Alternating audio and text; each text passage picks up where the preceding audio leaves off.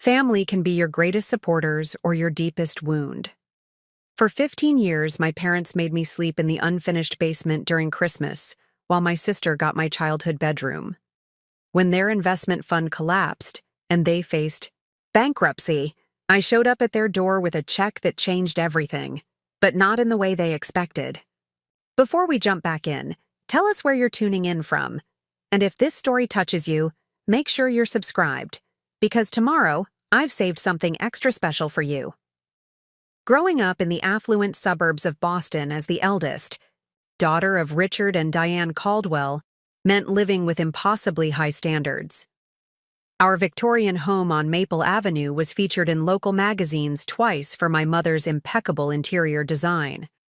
My father's investment firm managed portfolios for the city's elite, and appearances were everything.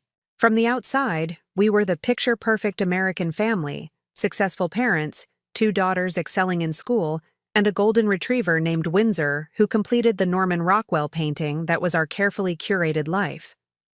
I'm Olivia Caldwell, 34, and until recently I was the family disappointment. Not because I'd failed in any conventional sense. I graduated with honors from Northeastern University, built a tech startup from scratch, and lived comfortably in my Seattle loft apartment. By most standards, I'd done well for myself. But in the Caldwell family, well wasn't good enough when my younger sister Rebecca existed. Rebecca was the golden child from the moment she was born. 3 years my junior, she had the kind of effortless charm and beauty that made people gravitate toward her. While I was awkward with my nose always in a book, Rebecca was captain of the cheerleading squad. When I struggled through calculus, she seemed to absorb complex math without opening a textbook. My father called her his natural-born businesswoman when she started selling homemade friendship bracelets at age 9. She got my instincts, he'd say proudly, never mentioning that I'd started coding websites for local businesses at age 12. The pattern was established early. Rebecca's achievements were celebrated with expensive dinners and extravagant gifts. My accomplishments received a perfunctory, "good job," before the conversation inevitably shifted back to my sister. When we both made honor roll, my parents took Rebecca out for ice cream to celebrate her finally catching up to her potential. I stayed home to finish my science project, but nothing exemplified my position in the family hierarchy more clearly than our Christmas traditions. Every year, the Caldwell home transformed into a winter wonderland. My mother hired professional decorators to adorn every inch of our 5,000-square-foot house with garlands, lights, and heirloom ornaments. The 12-foot Norwegian spruce in our foyer was featured in the local paper's holiday home section 3 years running. Our celebrations were legendary, with up to 40 guests attending Christmas Eve dinner each year. Family from across the country would descend upon our home for the week between Christmas and New Year's. Cousins, aunts, uncles, grandparents, everyone would stay with us rather than booking hotel rooms. Family stays with family, my mother would insist, though her definition of family seemed selective at best. And that's where the basement came in. When I was 19 and home from my freshman year at college, my mother pulled me aside 3 days before Christmas. "Olivia, Aunt Meredith and Uncle Philip are bringing the twins this year, and we need to make accommodations. Rebecca needs her space for all her activities with her high school friends, so we'll need you to stay in the basement for the holidays." Our basement wasn't finished. Concrete floors, exposed pipes, and a persistent smell of mildew. Dad had talked about converting it into a home theater for years but never got around to it. There was an old pull-out sofa down there, surrounded by boxes of old tax documents and holiday decorations that didn't make the cut for my mother's perfect displays. "The basement?" I asked, stunned. "Can't the twins stay down there? Or maybe Rebecca and I could share her room? We did it when we were kids." My mother's face hardened. "Rebecca needs her privacy. She's hosting the debate team's holiday party tomorrow, and she needs space to prepare. Besides, you're only here for a week, and you spend most of your time on that laptop anyway." That first night in the basement, I cried silently into a musty pillow, listening to the sounds of laughter and Christmas music drifting down through the heating vents. The basement was freezing. The only heat came from a small space heater that made alarming clicking noises throughout the night. I wore 3 layers of clothing to bed and still woke up with numb fingers. I told myself it was just for 1 year. A fluke, an emergency situation with the unexpected extra guests. I was wrong. The next Christmas, despite having fewer guests, I was directed to the basement again. "You're used to it now," my father said dismissively when I protested. And, "Rebecca needs the good guest room for her Yale interviewer who's stopping by on the 27th. The pattern continued, year after year. Even after I graduated and started my own company, even after I could afford luxury hotel rooms, I was relegated to the basement during holiday visits. It became a running joke among the extended family. "Where's Olivia sleeping?" someone would inevitably ask, and my mother would wave vaguely toward the basement door with a tight smile. "She's fine down there. She doesn't mind." But I did mind. I minded deeply. Each Christmas basement stay was another reminder that I was an afterthought in my own family. Each year, I promised myself it would be the last time I'd subject myself to such treatment. Yet each November, the sense of obligation would creep in, and I'd find myself booking a flight back to Boston, hoping things might be different. They never were. By my early 30s, I'd built Nexus Innovations into a respected software company specializing in healthcare management systems. We weren't a unicorn startup with billions in valuation, but we were profitable, ethical, and making a genuine difference in patient care across the country. I had 28 employees who looked to me for leadership, a downtown Seattle loft with views of Puget Sound, and a life filled with purpose and achievement. Yet every Christmas, I morphed back into the overlooked daughter shivering on a pull-out couch surrounded by dusty holiday decorations and my father's old golf clubs. Last Christmas was the breaking point. I'd just closed a major contract with a hospital chain that would expand our software to 17 new locations. It was the biggest deal of my career, representing 3 years of development work and countless late nights. When I called my parents to share the news, my father answered, distractedly, "That's nice, Olivia. Listen, can I call you back? Rebecca just got a promotion at Goldman Sachs, and we're taking her to Le Bernardin to celebrate. Your mother's just putting on her coat." They never called back. 2 weeks later, I received my mother's annual Christmas email detailing the sleeping arrangements. "As usual, we've put you in the basement," she wrote. "We've added a new space heater since you mentioned being cold last year." Something in me snapped. 10 minutes later, I had canceled my flight to Boston and booked a solo trip to Hawaii instead. I spent Christmas morning on a sun-drenched beach in Maui, sipping coffee and watching the sunrise. For the first time in years, I felt at peace during the holidays. No walking on eggshells, no backhanded compliments about my modest career, no freezing basement nights listening to Rebecca, holding court upstairs. I sent my parents a brief email. "Decided to do something different this year. Merry Christmas from Hawaii." I attached a photo of my beach view. My phone rang almost immediately. "What do you mean you're in Hawaii?" My mother's voice was shrill, with indignation. "The whole family is here expecting to see you. Grandmother Mitchell asked where you were, and I had to make up some excuse about work. You've embarrassed us, Olivia." I needed a break, Mom. A break from what? From family? From tradition? "That's so selfish of you." I nearly laughed at the irony. "Tradition? You mean my tradition of sleeping in the basement while everyone else gets actual bedrooms?" "Not this again," she sighed. "You know we don't have enough space for— You have 6 bedrooms, Mom, 6. And somehow I always end up on a pull-out couch next to the water heater." "You're being dramatic. The basement isn't that bad."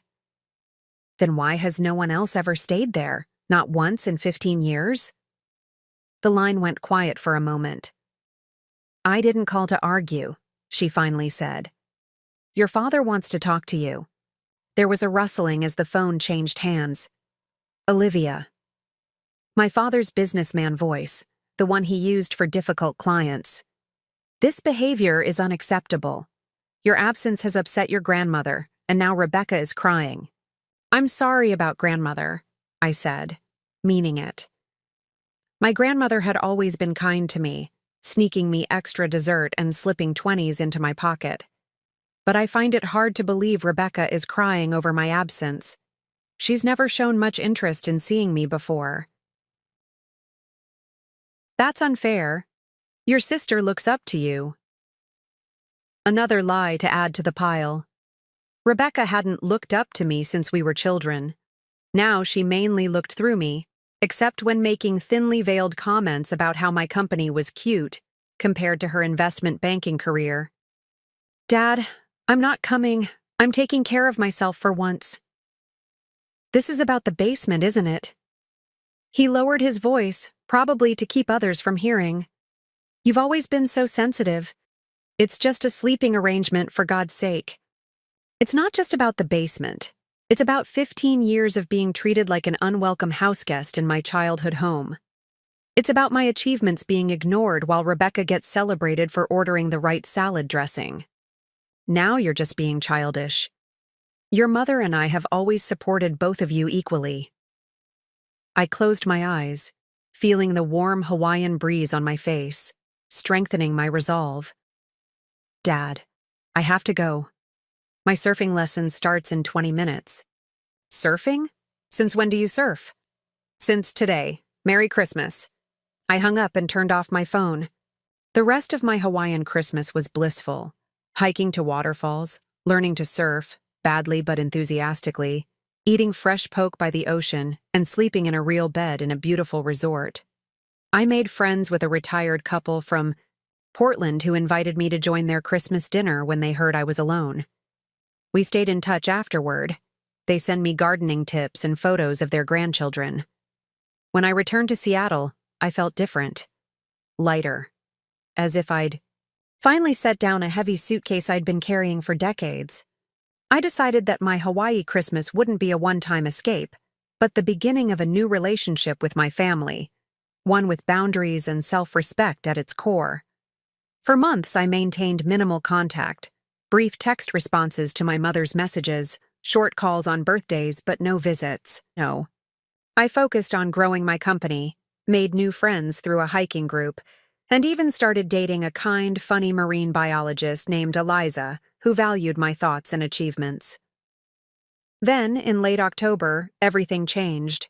I was in the middle of a staff meeting when my phone lit up with my father's number. My father never called during business hours. He considered it unprofessional to make personal calls during the workday. Something had to be wrong. I need to take this, I told my team, stepping into the hallway. Dad? What's happening? His voice sounded hollow, stripped of its usual confidence. Olivia, there's been a situation. He paused, and I could hear him breathing heavily. The fund. There's been a collapse. What fund? What are you talking about? My investment fund. Caldwell Partners. We've lost everything. The hallway seemed to tilt slightly. My father's investment firm managed millions in assets for wealthy clients, and our family's money. He'd started it 30 years ago and built it into one of Boston's most respected financial management companies. Everything? How is that possible? You're always so careful with investments. Another long pause.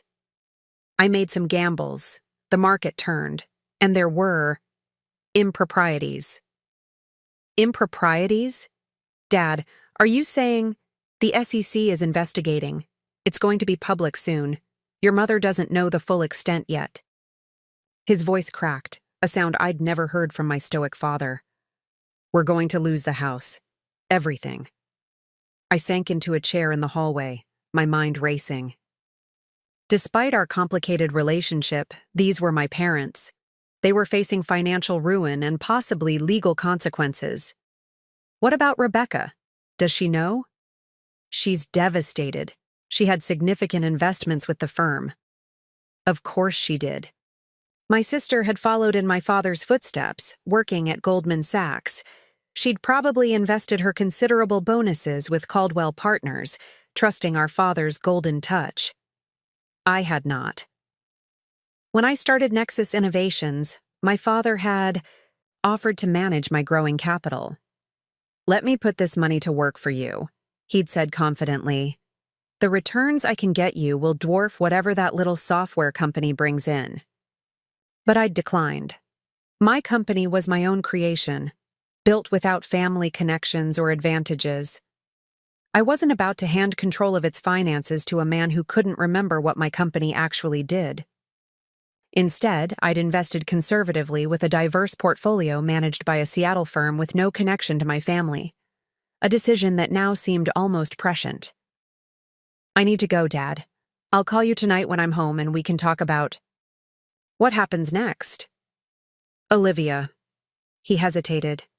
"I know we haven't always. We'll figure it out," I said, more confidently than I felt. "Talk later." I returned to my staff meeting in a daze, somehow making it through the presentation on our new neural network feature. After work, I sat in my living room overlooking the Seattle skyline as dusk settled over the city, trying to process what this meant for my family, and for me. That night, I called my father back. He answered on the first ring, his voice low. "Your mother's asleep. She took a sedative. Tell me everything, Dad." And he did. The full story was worse than I'd imagined. My father had made increasingly risky investments trying to maintain the firm's stellar returns. When those went south, he began commingling funds, using new client money to pay returns to existing clients. A classic Ponzi scheme, though he wouldn't use that term. "I always intended to fix it," he insisted. "Just needed to make one big win to put everything back." But the big win never came. Now federal investigators were closing in. My father would likely face criminal charges. My parents would lose everything: the house, their savings, their standing in the community. My mother, who had built her identity around being a wealthy Boston socialite, would be destitute and disgraced. And Rebecca, who had invested heavily in our father's fund and whose identity was similarly built around status and appearance, would also lose her significant investments. "Have you told the family?" I asked. "Not yet. Just you and Rebecca. The news will break publicly next week when the SEC files charges. I don't know how to tell everyone." The same extended family who had gathered in our house every Christmas. The same relatives who had watched me troop down to the basement year after year, while they enjoyed the guest rooms, would soon know that the Caldwell wealth and prestige had been built on deception. "What can I do?" I asked, surprising myself with the question. My father was silent for a long moment. "Nothing. There's nothing anyone can do now." After we hung up, I sat in my darkened apartment for hours, thinking. I had achieved success on my terms, built something real and valuable. Meanwhile, my family's wealth, the source of the superiority they had always lorded over me, had been a house of cards. I could walk away. No one would blame me. After years of being the family afterthought, I had every right to let them face the consequences of my father's actions alone. But something inside me knew I couldn't do that. The next morning, I called an emergency meeting with my company's board of directors. 6 hours later, I was on a flight to Boston with a plan that would either heal my family or sever my ties with them forever. As the plane began its descent, I thought about all those cold Christmas nights in the basement, listening to the sounds of family warmth and connection above me. I thought about the dismissal of my achievements, the constant elevation of Rebecca, the casual cruelty masked as tradition. Then I thought about my grandmother, who had always seen me clearly and loved me anyway. "You're stronger than all of them put together," she had whispered to me one Christmas when she found me crying in the laundry room after a particularly cutting remark from my mother. And someday they'll see it too. Maybe that day had finally arrived. The taxi pulled up to my parents' Maple Avenue address. The Victorian house looked the same, immaculate paint, perfect landscaping, but now I knew it was just a facade hiding a crumbling foundation. I paid the driver and stood on the sidewalk for a moment, gathering my courage. Then I walked up the familiar steps, carrying a slim leather portfolio containing a check that would change everything. I raised my hand and knocked on the door of my childhood home, ready to face whatever came next. Preparing and narrating this story took us a lot of time, so if you are enjoying it, subscribe to our channel. It means a lot to us. Now back to the story. The door swung open, and I barely recognized the woman standing before me. My mother, always impeccably dressed with not a hair out of place, looked like she'd aged a decade in the month since I'd seen her last. Her eyes were swollen from crying, her silk blouse wrinkled, her signature pearl necklace conspicuously absent. "Olivia!" She blinked as if I might be a hallucination. "We weren't expecting you." "Hello, Mom." I stepped forward to hug her, but she just stood there, arms limp, at her sides. "Dad called me. I came as soon as I could." She nodded vaguely and stepped aside to let me in. The house felt different, the usual floral scent of my mother's expensive candles replaced by a heaviness in the air, as if the walls themselves were holding their breath. Family photos still lined the entryway, smiling Caldwells and sailing. Attire, at ski resorts, at Rebecca's graduation. The perfect family narrative, carefully curated and displayed. "Richard is in his study," my mother said, her voice flat. "He hasn't left it in 3 days." I'd never heard her call my father Richard to me before. It had always been your father or dad, another small sign that the family's foundations were crumbling. "Where's Rebecca?" I asked, setting down my small overnight bag. My mother's face tightened. "She's staying at the Four Seasons downtown. She said she needed space to process everything."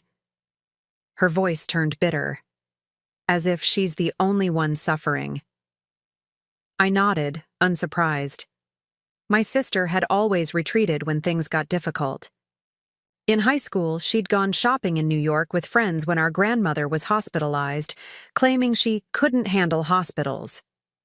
Now, faced with family financial ruin, she had escaped to luxury accommodations while our parents faced the music alone. "I'm going to talk to Dad," I said, moving toward his study. "He won't want to see you," my mother called after me. "He doesn't want to see anyone." I ignored her and knocked on the heavy oak door of my father's study, the room that had been off-limits to me as a child, but had welcomed Rebecca whenever she wanted to learn about business. No answer came. I knocked again, harder. "I said I don't want dinner, Diane." My father's voice sounded muffled through the door. "It's Olivia, Dad. I'm coming in." I didn't wait for permission. The study was dark, lit only by the glow of my father's computer screen. The room smelled of whiskey and desperation. My father sat hunched at his desk, his silver hair unkempt, his face shadowed with several days' worth of stubble. An empty glass sat by his hand, a bottle of Macallan nearby. 3/4 empty. He looked up, his eyes red-rimmed and unfocused. "You shouldn't have come. Yet, here I am." I crossed the room and opened the heavy curtains. Late afternoon sunlight streamed in, illuminating dust motes and the disorder of the usually immaculate study. Papers were strewn across the desk, and several framed certificates, my father's business awards and recognitions, had been removed from the walls and stacked in a corner. "I'm preparing to surrender my securities licenses," he said, noticing my gaze on the certificates. "Voluntarily before they're revoked." I sat in one of the leather chairs facing his desk. Tell me everything, Dad. The full truth, not the sanitized version you gave me on the phone. He laughed hollowly. You want the truth? The truth is, I'm a fraud, a criminal.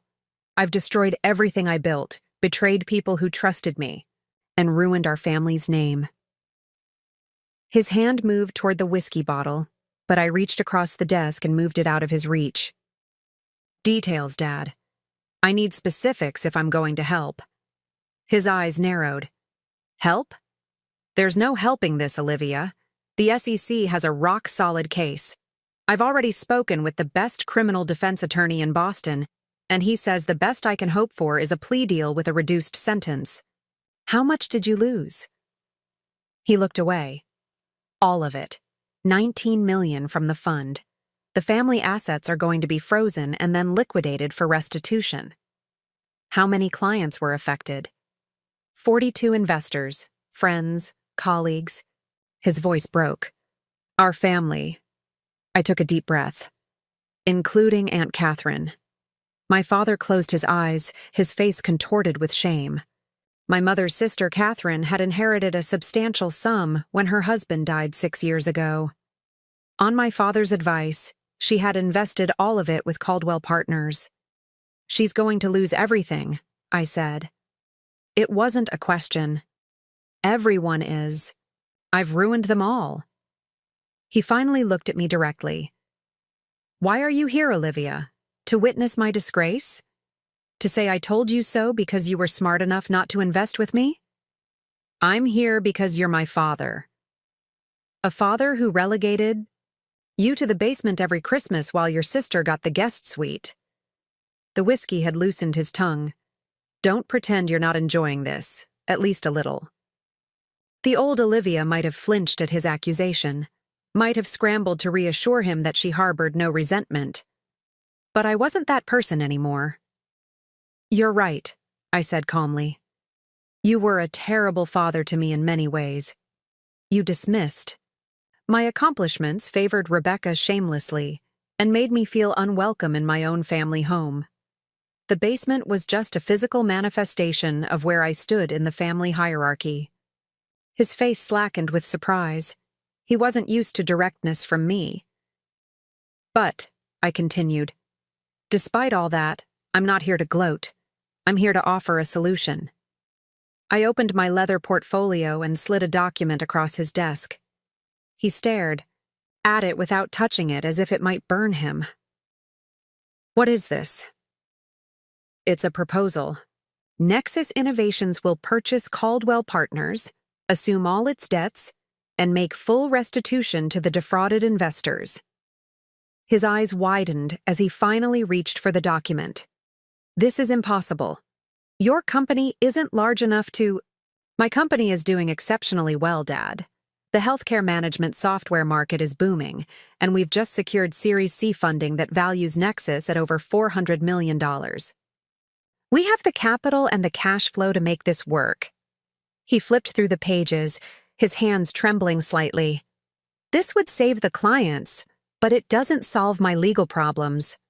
The SEC isn't going to drop criminal charges because you're bailing out the fund. Turn to page 7. He did, and I watched his expression change as he read the conditions of my proposal. Full cooperation with authorities, he read aloud. Public admission of wrongdoing. Resignation from all financial positions and surrender of all licenses. Agreement never to serve as an officer or director of any public company. He looked up at me. This is still a prison sentence, Olivia. Not necessarily. My attorneys believe that with full restitution to the victims, complete cooperation, and your acceptance of a lifetime ban from the securities industry, the prosecutor might agree to probation rather than incarceration, especially given your age and lack of prior offenses. Hope flickered in his eyes, quickly replaced by suspicion. What's the catch? What do you get out of this? I leaned forward. First, I get to protect Aunt Catherine and the other innocent people you dragged down with you. Second, I prevent our family name from being completely destroyed, which matters. To me, more than I'd like to admit. And? He knew me well enough to know there was more. And I get controlling interest in the Maple Avenue property. His eyebrows shot up. The house? You want our house? The house belongs to the fund now, or it will once assets are frozen. I'm proposing to buy it as part of the overall acquisition. Why? You've never shown any attachment to this place. You've built your life across the country. I smiled slightly. Let's just say I have plans for it. My father stared at the document for a long moment, then looked up at me with an expression I'd never seen before. A mixture of shame, respect, and something close to awe. When did you become so formidable? He asked. I've always been formidable, Dad. You just never noticed. The door to the study opened, and my mother stood there, her expression unreadable. I couldn't help overhearing, she said, which meant she'd been listening at the door. You're offering to save us? I'm offering to mitigate the damage. I corrected. Dad will still face consequences, as he should. But yes, I can prevent complete financial ruin for the family and make the investors whole. Why would you do this? She asked, her voice barely above a whisper. After how we've treated you. I stood up, suddenly needing space from both of them. I'm not doing it for you. I'm doing it because it's the right thing to do, and because I can. The question is whether you'll accept my help and my terms. My father looked at my mother, some unspoken communication passing between them. She gave a small nod. We'll need time to review this with our attorneys, he said, tapping. The proposal. You have until tomorrow morning, I replied. After that, the SEC files charges, and this all becomes much more complicated. Where are you staying tonight?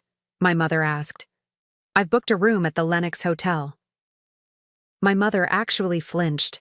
For years, whenever I visited Boston, she had insisted I stay at their house, in the basement, of course, rather than waste money on a hotel room. Now I was staying at one of the most expensive hotels in the city, and we all knew why. We should call Rebecca, my father said. She needs to be part of this discussion. I'm sure she does. I couldn't keep the edge from my voice. Though, she doesn't seem very interested in being part of the family crisis, hiding out at the Four Seasons. Don't start, Olivia, my mother said sharply. She's devastated. She lost nearly $2 million in the fund. I bit back a retort about Rebecca's history of financial privileges. This wasn't the time for old grievances. Call her. Tell her to meet us for dinner at Sorellina at 8. My treat. Sorellina?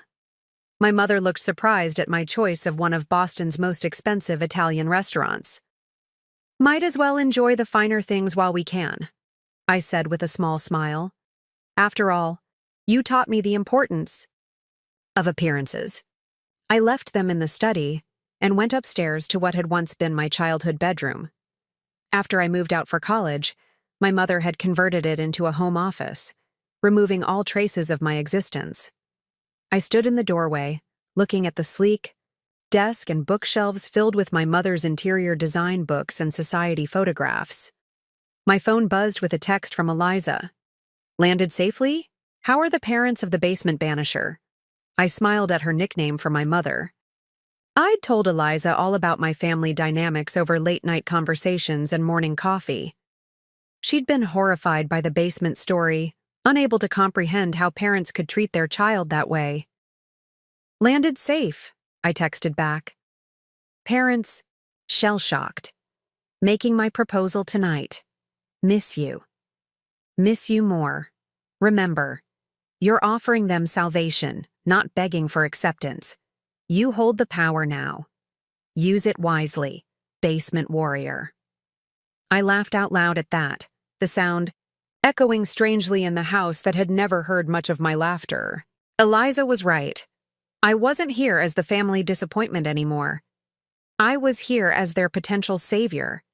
The power dynamic had shifted completely, and we all knew it. I freshened up in the guest bathroom, not the basement, I noted with irony, and headed out to prepare for dinner. I had calls to make, details to confirm with my attorneys, and a plan to finalize before facing Rebecca. As I stood on the front porch waiting for my Uber, I gazed at the house that had never truly felt like home to me. Soon, if everything went according to plan, it would be mine. Not because I had any sentimental attachment to it, but because its fate was now part of a larger strategy, one that would either heal my family or set me free from it forever. The autumn air was crisp, carrying the scent of wood smoke and fallen leaves. Across the street, a family was unloading groceries, the children laughing as they raced up the front steps. A normal family scene, the kind I'd always observed from the outside. My Uber arrived, and as I settled into the back seat, I felt a curious lightness. For years, I'd carried the weight of my family's rejection, trying to earn the love and recognition that should have been freely given. Now, having walked away, having built my own success and found people who valued me for exactly who I was returning, not as a supplicant, but as an equal. More than equal. I was returning with the power to determine my family's fate. Sorellina was as elegant as I remembered, with its warm lighting and sleek, modern Italian decor. I arrived early and requested a private dining area. The maitre d' recognized my name. The reservation had been made through my company's executive concierge service. Miss Caldwell, we're delighted to have you with us tonight. Your private dining. Room is ready, and the sommelier has selected several options based on your preferences. I was seated in a secluded corner with a view of the main dining room, a bottle of Barolo already breathing on the table. I'd chosen Sorellina deliberately. It was where my parents had taken Rebecca to celebrate her acceptance to Yale. I hadn't been invited. I was too busy with work, according to my mother. I'd seen the photos on Instagram, my sister radiant in a new dress my parents had bought for the occasion, my father raising a glass and a toast. I was reviewing a document on my tablet when I felt a presence at the table. Looking up, I saw Rebecca standing there, looking uncharacteristically uncertain. My sister had always been the pretty one, the charming one. Tonight she looked beautiful but brittle, her designer dress hanging slightly loose on her frame, her makeup carefully applied but not quite concealing the shadows under her eyes. Olivia. She hesitated, then bent to give me an air kiss that didn't quite connect. This is unexpected. Hello, Rebecca. Please sit. Would you like some wine? She nodded and settled across from me, her movements lacking their usual confidence. I poured her a glass of the Barolo, noting how her hands trembled slightly as she accepted it. Have you seen them? She asked, taking a larger sip than was proper for such an expensive wine. I came straight from the house. She winced. How bad is it? Dad's alternating between self-pity and self-loathing. Mom's in denial. The house looks the same, but it feels like all the air has been sucked out of it. Rebecca nodded, staring into her wine glass. I can't believe this is happening. Everything he built, everything we had, just gone. The we wasn't lost on me. Rebecca had always seen herself as her father's true successor, the rightful heir to the Caldwell legacy. Not necessarily gone, I said carefully. Her head snapped up. What do you mean? I have a proposal that might salvage the situation, at least partially. Her eyes narrowed with suspicion, so like our father's. What kind of proposal? Let's wait for Mom and Dad. I'd rather explain it once. Fine. She took another large sip of wine. Why are you even here, Olivia? Last I heard, you were playing Castaway in Hawaii instead of spending Christmas with your family. I smiled thinly. As opposed to you, who's playing guest at the Four Seasons while our parents face financial and social ruin alone? She flushed. That's not fair. I needed space to think. Do you have any idea how much money I lost in Dad's fund? My entire portfolio, everything. Did you ever wonder where that money came from in the first place? The seed money for your portfolio? Her flush deepened. I earned it. I work 70-hour weeks at Goldman. And before that, the money Dad gave you to start investing when you were still in college? The down payment for your New York apartment? The connections that got you the Goldman interview in the first place? What's your point? She snapped. My point is that you've been the beneficiary of family privilege your entire life, Rebecca. You've been given every advantage, while I had to build from nothing. She laughed incredulously. Is that really how you see it? Poor Olivia, the neglected daughter? Please. You were always the smart one, the capable one. You didn't need the help I did. Need the help, I repeated slowly. Is that the story you've been telling yourself? That you got the attention, the opportunities, the support because you needed it more? Before she could answer, our parents arrived. My mother had changed into a simple black dress, her hair freshly styled, attempt at normalcy through appearance. My father looked marginally better than he had earlier. He'd shaved and changed into a clean shirt, though the haunted look remained in his eyes. They sat down, my mother next to Rebecca, my father next to me. A server appeared immediately to pour wine and provide menus, then discreetly withdrew. I've ordered a selection of appetizers for the table, I said, breaking the awkward silence that had fallen. The Parmigiano soup here is exceptional. How would you know? My mother asked. You've never been here. I wasn't invited last time you all were here, I replied evenly. But that doesn't mean I haven't dined here. I bring clients here whenever I'm in Boston. My father cleared his throat. I've reviewed your proposal with our attorney. It's surprisingly thorough. My company has an excellent legal team. You're really willing to do this? Rebecca interjected. Bail out Dad's firm? Use your company's money to make the investors whole? With conditions, I reminded them. Very specific conditions. Including taking our house, my mother said tightly. The house isn't yours anymore, Mom. It belongs to the fund's creditors now, or it will once everything is frozen. I'm proposing to purchase it at fair market value as part of the overall settlement. But why? Rebecca asked. You've never cared about the house. You don't even live in Boston. I've given this a lot of thought, I said as the appetizers arrived. I waited until the server had departed before continuing. For years, I've dreamed of opening a technology education center for underserved girls.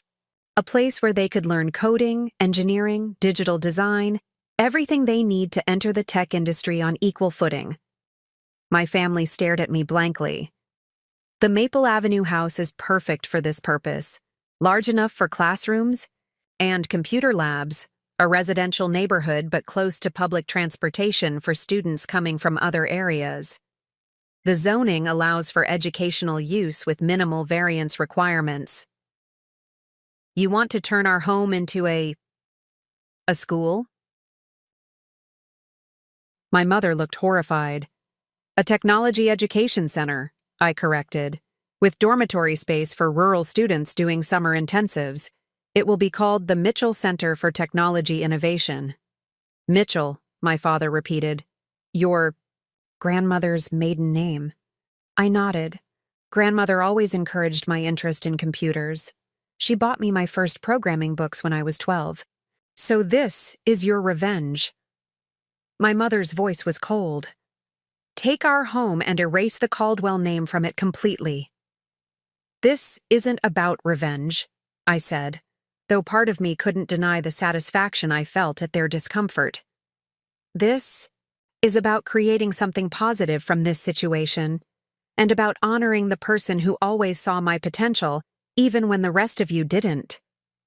What about us? Rebecca asked. Where are we supposed to live if you take the house? The proposal includes a provision for a portion of the sale proceeds to be placed in a living expense trust. Not enough for the lifestyle you're accustomed to, but enough to secure modest housing and basic needs while Dad deals with the legal consequences and you rebuild your careers. How generous, my mother said bitterly. More generous than I needed to be. I replied, meeting her gaze steadily. I could have let you all face this alone. Dad would go to prison, you'd lose everything, and the Caldwell name would be permanently associated with financial fraud. Instead, I'm offering a path that provides some measure of redemption and restitution to the people Dad harmed. My father, who had been silent during this exchange, finally spoke. What you're offering is remarkable, Olivia. I don't deserve your help, but the investors don't deserve to suffer for my mistakes. He looked at my mother and Rebecca. We should accept. Just like that? Rebecca exclaimed. Hand over our home to be turned into some pet project of Olivia's? It's not a pet project, I said sharply. It's a legitimate educational foundation with significant backing from the tech industry. And you don't have a choice, Rebecca. The house isn't yours to keep. This feels like blackmail, my mother muttered. No, I said. This feels like consequences. For the first time in your lives, you're facing the consequences of your choices, and I'm offering you a lifeline you don't deserve. The main courses arrived, momentarily silencing our conversation. I had ordered the gnocchi with braised short ribs, but found my appetite had diminished. Why are you really doing this? Rebecca asked after the server had again withdrawn. It can't just be for Aunt Catherine and the other investors. I considered her question carefully. The truth was complex, my motivations layered. When I left here last Christmas and spent the holiday in Hawaii, I made a promise to myself that I would never again let this family define my worth. I built a life that fulfills me, with people who value me for exactly who I am. I took a deep breath. But I realized something else too. As long as I carried anger and resentment toward you, I was still letting you define me. Just in a different way. My mother looked down at her barely touched salmon. This isn't about saving you, I continued. It's about closing a chapter in my life. It's about using my success to create opportunities for girls who might otherwise be overlooked, the way I was. And yes, it's about proving to myself that I can face this family from a position of strength, not weakness. The table fell silent as they absorbed my words. For perhaps the first time, they were seeing me clearly, not as the awkward, overlooked older daughter, but as a woman who had forged her own path and created success on her own terms. I need your answer by morning, I said finally. My legal team is standing by, but we need to move quickly before the SEC files formal charges. My father nodded. You'll have our answer, but I think I can speak for all of us when I say we accept your terms, and we're grateful beyond words. Rebecca looked like she wanted to object, but a sharp glance from our father silenced her. Good. I signaled for the check. In that case, I'll have the papers delivered to the house at 9 tomorrow for signatures.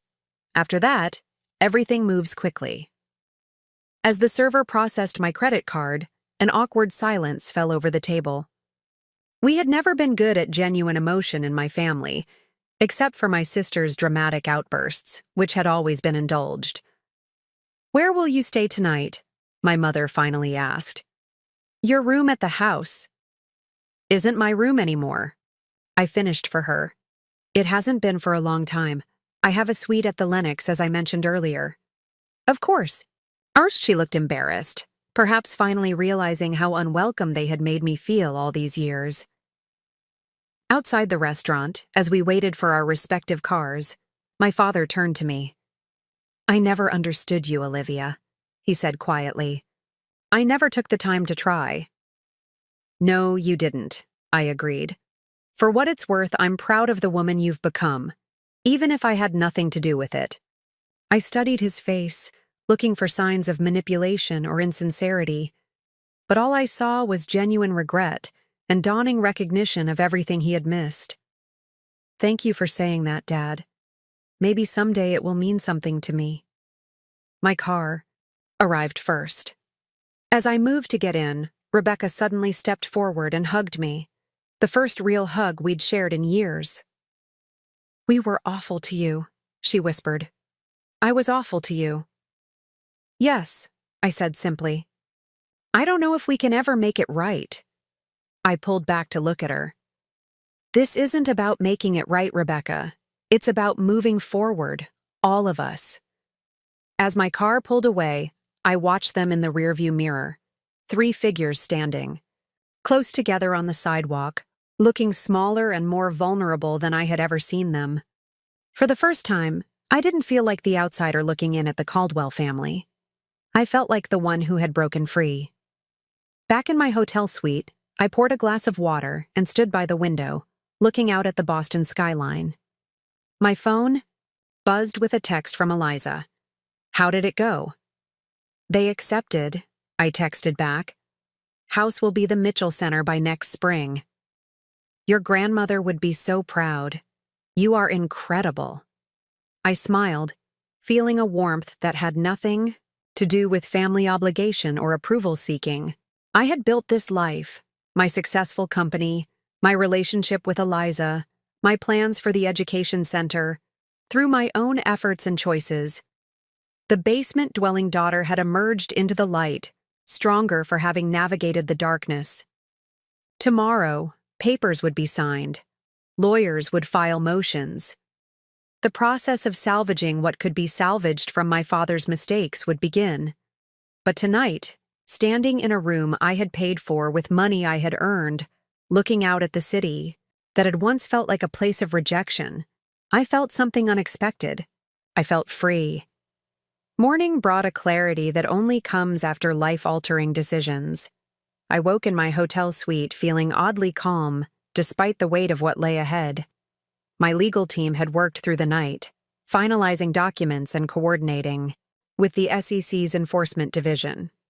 By noon, if all went according to plan, Nexus Innovations would officially begin the process of acquiring Caldwell Partners' assets and liabilities. The magnitude of what I was undertaking wasn't lost on me. This was a significant financial risk for my company, one that my board had only reluctantly approved after hours of intense discussion.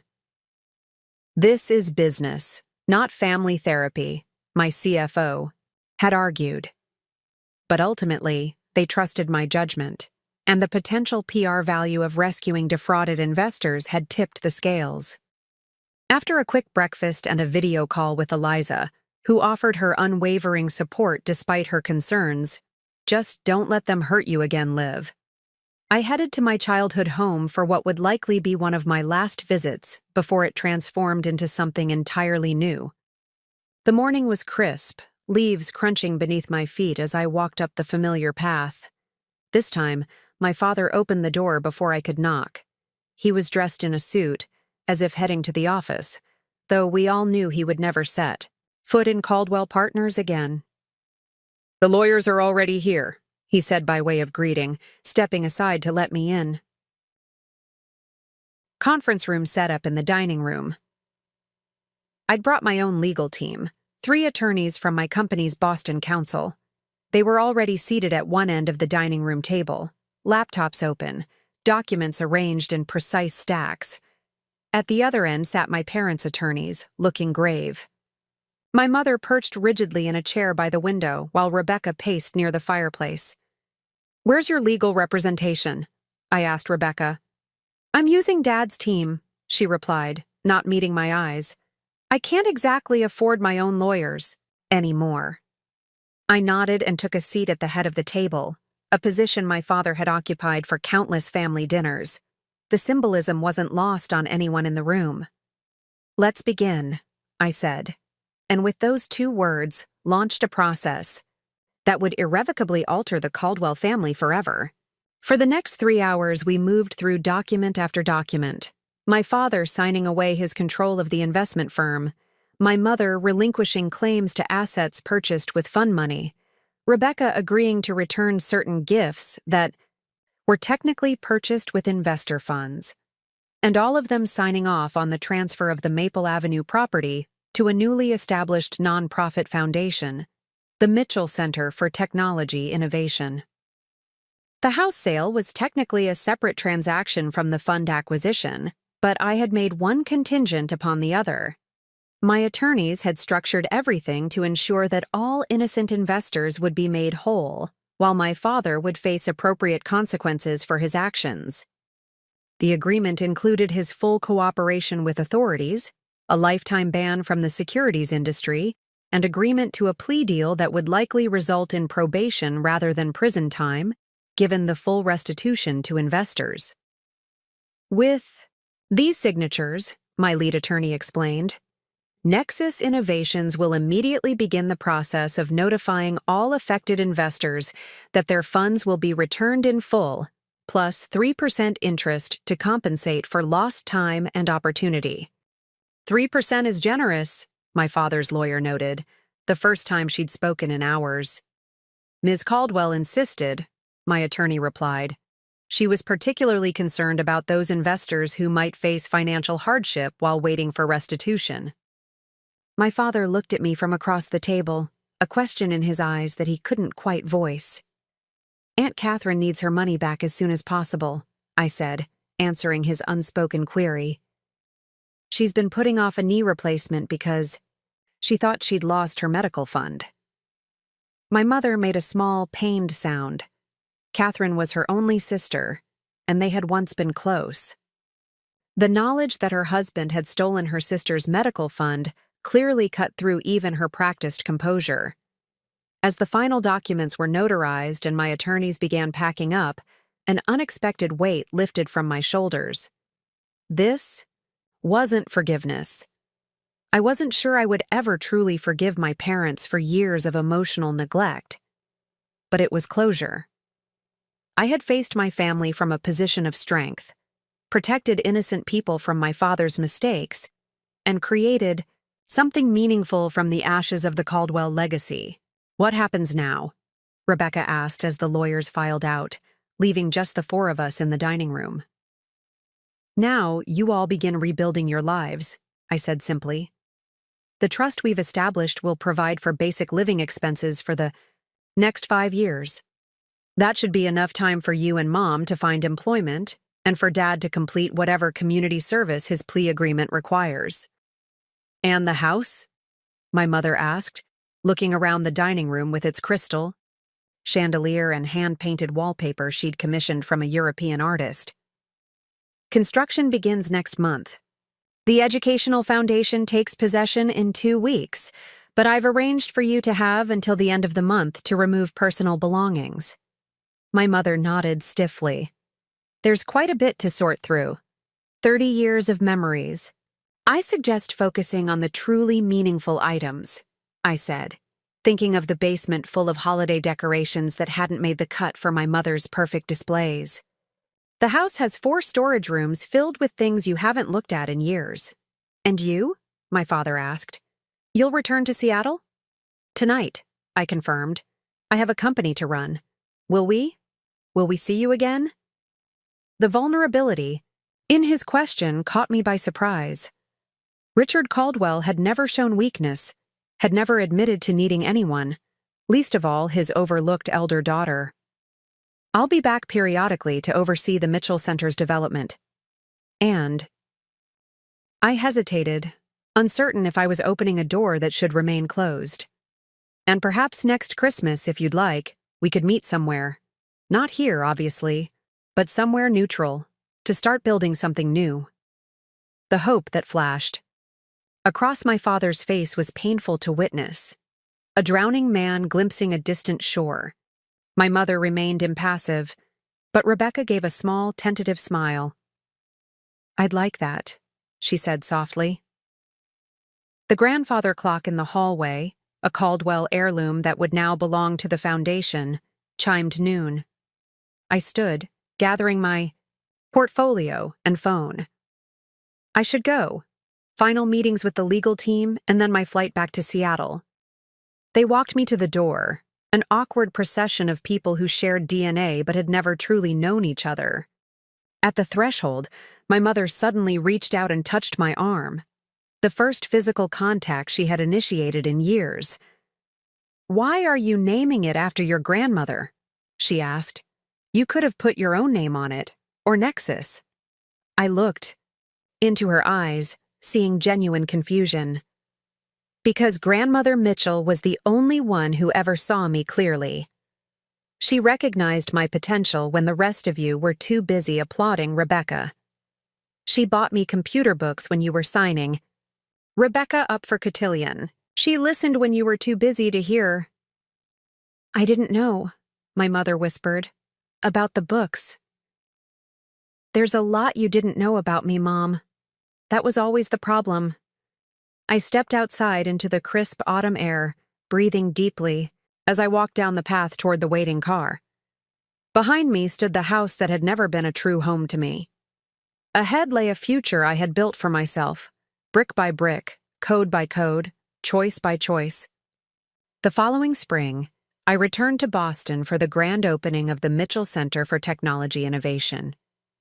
The transformation of the Maple Avenue property was remarkable.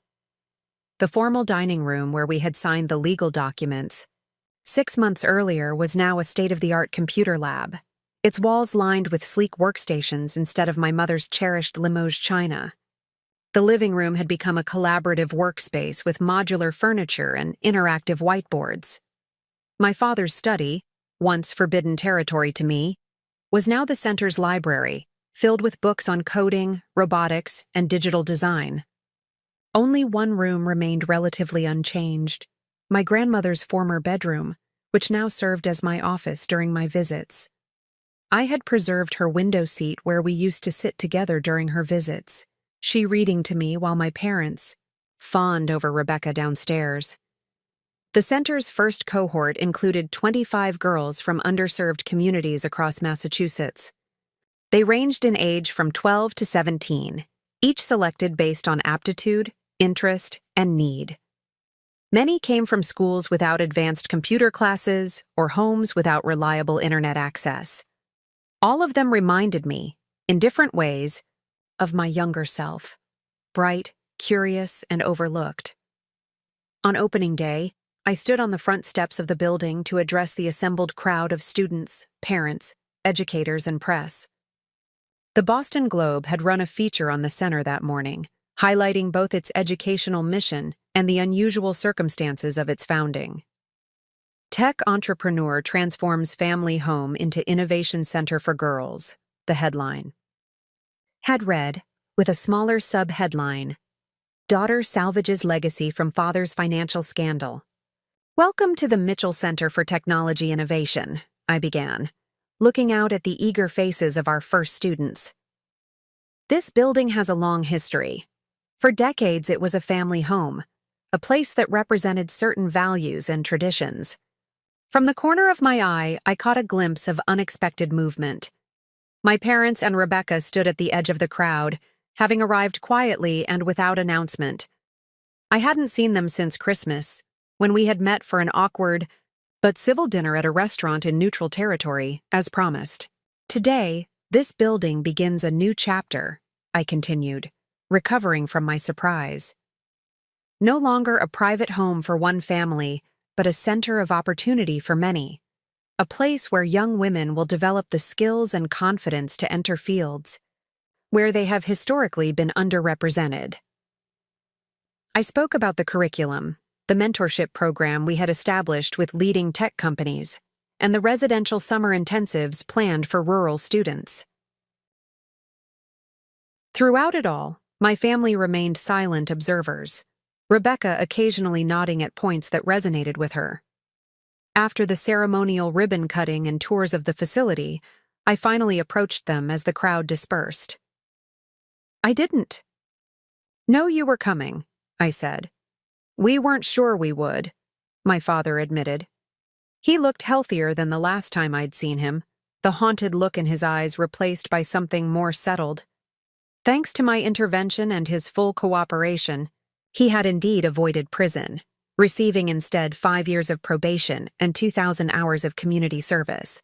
But we wanted to see it, to understand. It's impressive, Rebecca said, seeming genuinely admiring. Those girls, the way they looked at you, like you're their hero or something. Not a hero, I corrected. Just someone who sees their potential. My mother had remained silent, her gaze fixed on the building that had once been her showplace. "You kept the exterior mostly the same," she finally observed. "The colors, the landscaping." "It seemed important to maintain the historic character," I replied. "The changes are inside, where they matter most." She nodded, something like respect flickering across her face. "You've done something meaningful here, Olivia. Not what I would have done, but meaningful nonetheless." Coming from Diane Caldwell, this was the equivalent of effusive praise. "Would you like a tour?" I offered, surprising myself with the invitation. They accepted, and I led them through the transformed spaces of their former home. My father lingered in the computer lab, asking technical questions that revealed an unexpected interest in the center's mission. Rebecca seemed drawn to the collaborative workspace, commenting on the innovative design. My mother said little, but I caught her nodding approvingly at the quality of the renovations. "And this was your grandmother's room," I said as we reached my office. "You kept her window seat," my mother noted, running her hand along the cushioned bench where I had spent countless hours with my grandmother. "It was important to me." "She always favored you," my mother said, but without the bitterness that would have colored such a statement in the past. I resented it at the time. I thought she was undermining my parenting by treating you differently than we did. "She wasn't playing favorites, Mom. She was compensating for the fact that you and Dad did." My mother didn't deny it, which was perhaps the closest she would ever come to acknowledging the truth of my childhood. "She would be proud of this place," she said instead. "Proud of you." After they left, I sat in my grandmother's window seat, watching as they walked to their car, a modest sedan that had replaced my father's luxury vehicles. They moved differently now, without the entitled confidence that had once characterized their bearing. The Caldwell fall from grace had been complete, their social standing in Boston irreparably damaged by my father's crimes. Yet there was something almost liberating in their diminished circumstances. Freed from the exhausting performance of perfection, they seemed more human, more authentic than I had ever known them to be. My phone buzzed with a text from Eliza. "How did the opening go? Wish I could have been there." "It went well," I replied. "Students are amazing." Parents showed up unexpectedly. "Wow, how was that?" I considered the question, trying to articulate the complex emotions of the day. "Healing," I finally wrote, in a way I didn't expect. Because that was the truth. In transforming my childhood, house of pain, into a place of opportunity for others, I had also transformed something within myself. The basement-dwelling daughter had not just emerged into the light, she had become the light, illuminating paths for girls who might otherwise have remained in shadows, just as I once had. That evening, after the last of the staff had gone home, I walked through the quiet building, listening to the settling sounds of the old house. In the main hallway, I had created a small exhibit honoring Eleanor Mitchell, my grandmother. Photos showed her as a young woman in the 1940s, one of the few female mathematics students at her university. Later images captured her working with early computers as a programmer for an insurance company in the 1960s, a career she had abandoned when she married my grandfather. "I could have done so much more if I'd had the opportunities," she once told me as we sat together in her window seat. "Promise me you won't let anyone limit what you can become, Olivia." I had kept that promise, though the path had been harder and lonelier than either of us could have imagined. Now I was creating opportunities for girls who reminded me of myself and of my grandmother. Girls who deserved to be seen for their potential, not overlooked because they didn't fit someone else's expectations. As I turned to leave, something caught my eye, a small framed photo I hadn't noticed before, placed on a side table near the entrance. It showed a teenage girl with glasses and an awkward smile, sitting at a bulky desktop computer. Me, at 14, absorbed in writing my first major piece of code. I picked up the frame, confused.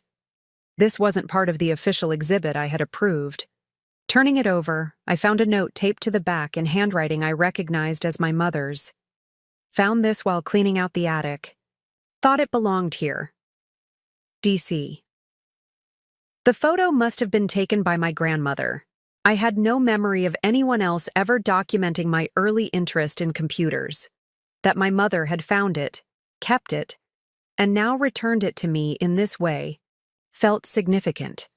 A small acknowledgement of the girl I had been and the woman I had become without her support or recognition. I replaced the photo on the table, positioning it so visitors would see it as they entered. A reminder that even overlooked daughters can build meaningful lives and create positive change in the world. Outside, twilight had settled over Boston, the city lights beginning to twinkle against the deepening blue sky. Soon I would return to Seattle, to Eliza, to the life and company I had built there. But part of me would remain here, in this building that had been transformed from a symbol of my exclusion to a testament to my resilience. The basement was gone now, converted into a bright, open innovation lab with floor-to-ceiling windows that let in abundant natural light. No more cold nights on a musty pull-out couch. No more listening to family festivities from which I was excluded. In its place stood a space where young minds would be nurtured, where potential would be recognized and celebrated, where no one would be relegated to the shadows. As I locked the front door behind me, I felt a sense of completion, not of my life's work, which was ongoing, but of a particular chapter that had needed resolution. The Caldwell family home was now the Mitchell Center, and I was no longer defined by my relationship to that family or that home. I was Olivia Caldwell, founder and CEO of Nexus Innovations, creator of the Mitchell Center, partner to Eliza, mentor to young women in technology. I was defined by what I had built, not by what I had been denied. And that perhaps was the greatest transformation of all. The following Christmas Eve, snow fell gently over a small restaurant in Cambridge, where 4 people sat at a corner table, sharing a meal that was neither lavish nor austere. My parents and Rebecca had accepted my invitation for a holiday dinner, our new tradition, I had suggested, without the pressures and performances of the past. They arrived with small, thoughtfully chosen gifts, books on technology ethics for me, a handcrafted scarf from a local artisan for Eliza, who had flown in from Seattle to join us. No extravagant presents designed to impress, just simple offerings that showed more care than any gift they had given me in the past. To new beginnings, my father toasted, raising his glass of sparkling water. His probation prohibited alcohol, a restriction he had embraced as part of his rehabilitation. And to seeing clearly, my mother added, her eyes meeting mine with unexpected warmth. Rebecca, who had recently started a modest marketing consultancy after being unable to find work in finance due to her association with our father's scandal, reached across the table to squeeze my hand. "To sisters," she said softly, "and second chances." Eliza watched this exchange with gentle curiosity, having heard so much about my family but meeting them for the first time. Later, as we walked back to our hotel through the snow-covered streets, she linked her arm through mine. "They're trying," she observed, "in their own way." "Yes," I agreed. "It's not perfect, it probably never will be. But it's real, which is more than we ever had before." That night, in our comfortable hotel suite, I reflected on the journey that had brought me here. From the cold basement to the warm light of a life I had created on my own terms. From the overlooked daughter to a woman standing in her full power, capable of both setting boundaries and extending compassion. The Mitchell Center would welcome its second cohort of students in the spring. Nexus Innovations was thriving, our healthcare management software now used in hospitals across the country. Eliza and I were discussing marriage, a future together built on mutual respect and genuine love. And my family, the people who had once defined me by my exclusion, were slowly learning to see me as I truly was. not through the distorted lens of their expectations or comparisons, but as an individual worthy of recognition and respect. It wasn't a fairy tale ending. There would still be awkward moments, old patterns that threatened to resurface, wounds that hadn't fully healed. But it was a beginning, authentic and hard-won. As I drifted off to sleep, I thought about the basement, that no longer existed, transformed now into a place of innovation and possibility. Like so many women before me, I had taken the space I was relegated to and transformed it into something powerful. I had refused to remain in the darkness, instead becoming a source of light for others.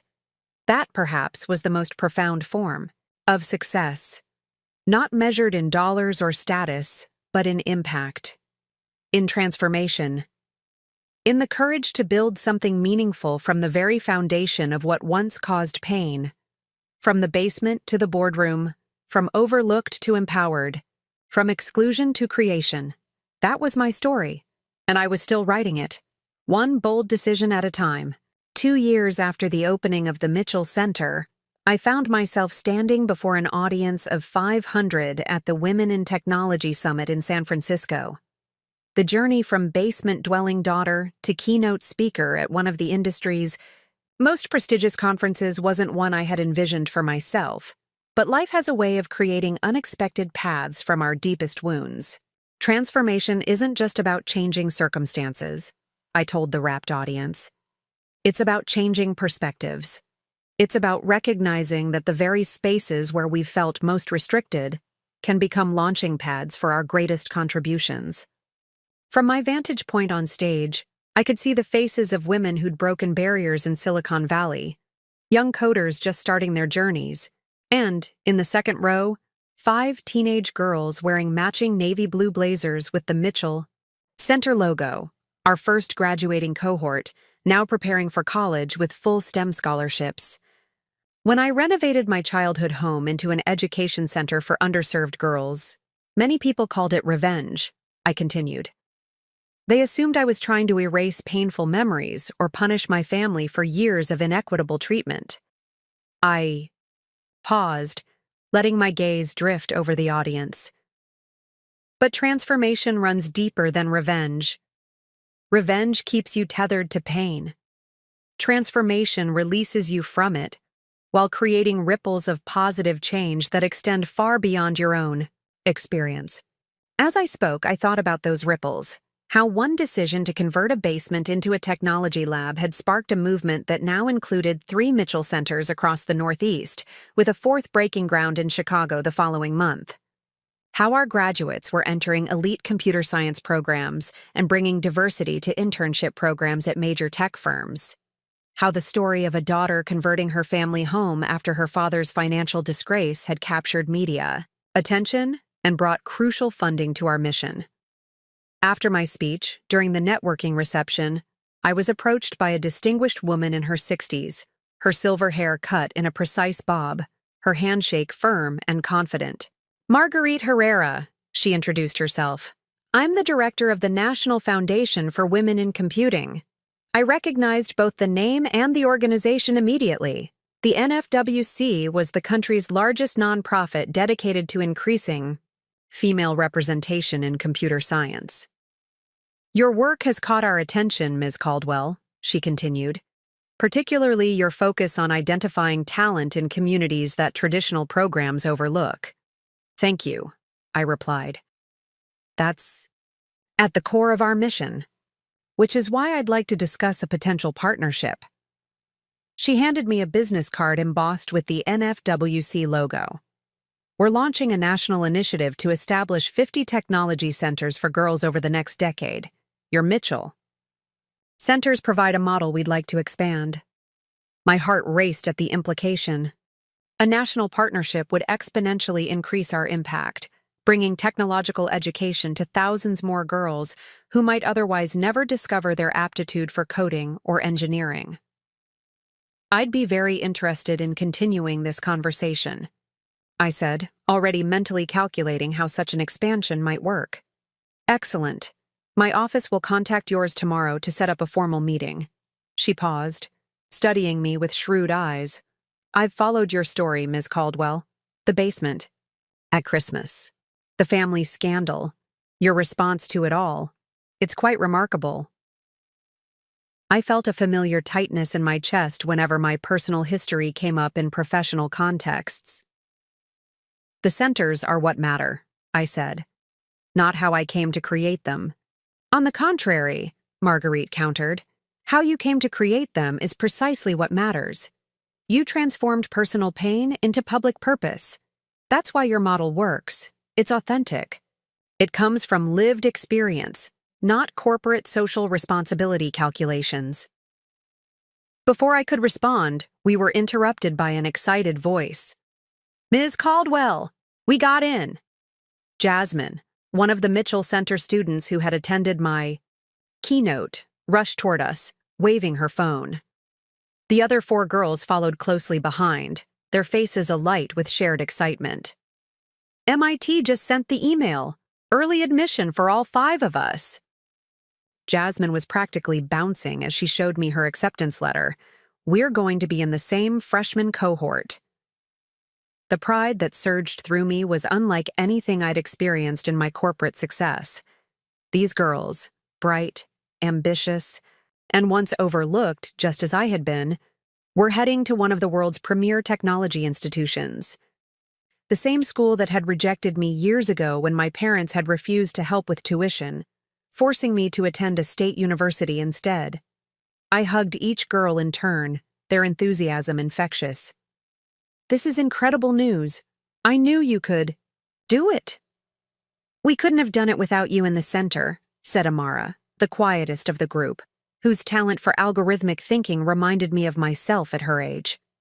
"My high school doesn't even offer AP Computer Science." "You did the work," I insisted. "The center just gave you the tools." As the girls excitedly discussed their MIT futures, Marguerite observed our interaction with a small smile. "This is exactly why we need to talk," she said quietly. "What you've built needs to be replicated nationwide." That evening, back in Tawin City, my hotel suite, I called Eliza with the news about NFWC's interest and the students' MIT acceptances. "That's incredible, love," she said, her pride evident even through the phone. "Both the partnership and your students.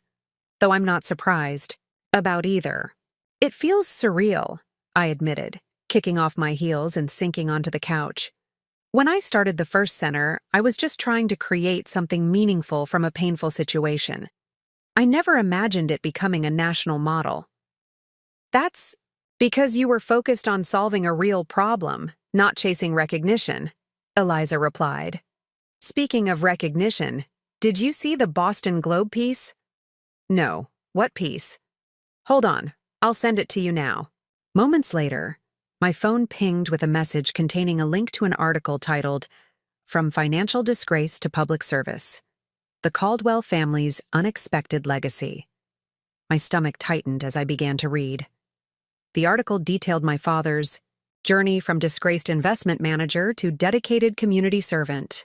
After completing his probation and community service hours, he had continued volunteering with a financial literacy program for low-income families, eventually becoming its director.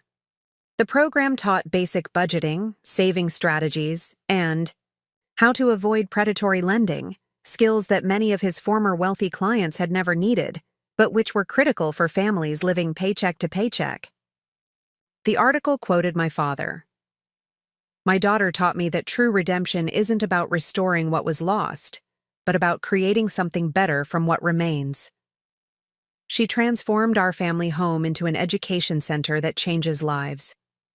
I'm trying, in my much smaller way, to use my financial knowledge to help people who never had the advantages I took for granted."